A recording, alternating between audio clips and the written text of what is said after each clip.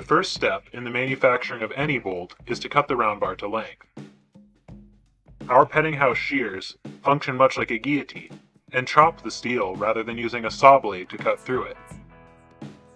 We are capable of shearing round bar up to 2 inches in diameter and up to 100 inches in length. Bolts that are larger in diameter or longer in length are cut using a bandsaw.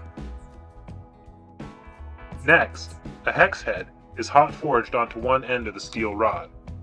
An induction heating coil heats the end of the rod to approximately 2000 degrees Fahrenheit. A national upsetter is then used to forge the heated end of the rod into a hex-shaped head.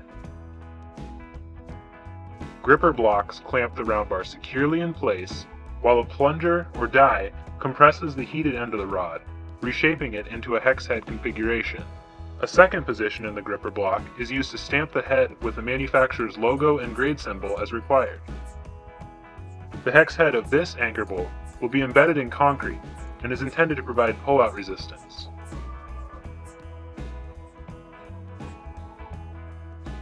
High-speed cutting blades apply a chamfer to the ends of the bolts prior to threading. This beveled end will help facilitate easy assembly of the nut once the bolts have been threaded and galvanized. Landis threaders are used to cut 8 inches of thread onto the end of these anchor bolts. Rotating heads contain chasers, which cut away steel from the round bar to produce the threads. A constant stream of cutting oil is applied to reduce friction and to prevent overheating. Threads are gauged by the threading operators to ensure conformance to dimensional tolerances. The bolts must be pickled prior to galvanizing. This process cleans the bolts and prepares the surface of the steel to accept the zinc.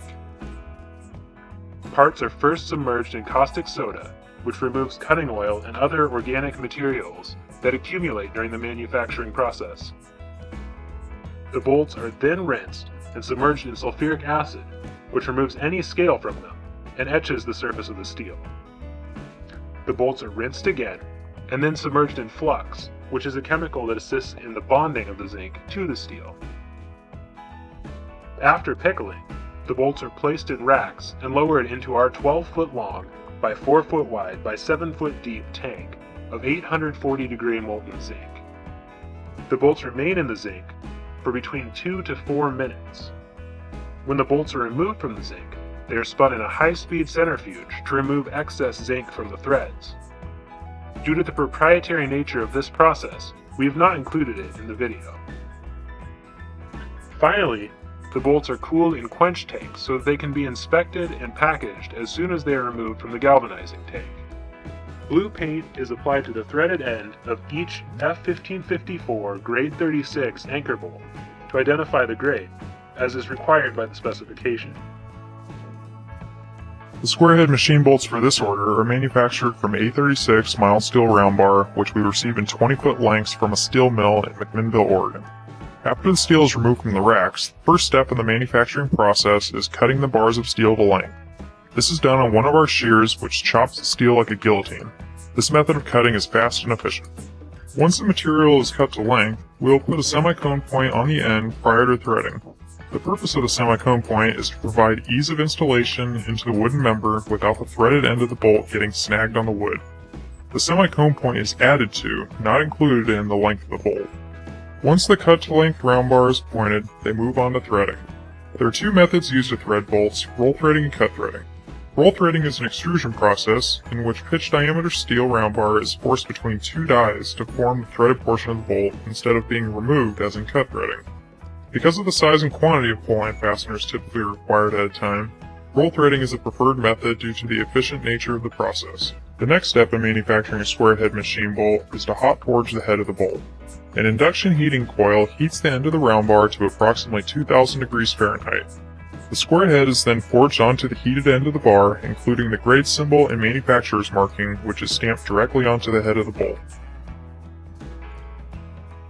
Now that the bolts are made, the final step is to galvanize them in our hot dip galvanizing tank. Before the bolts are dipped in the zinc, however, they must be prepped so that the steel bonds properly with the zinc.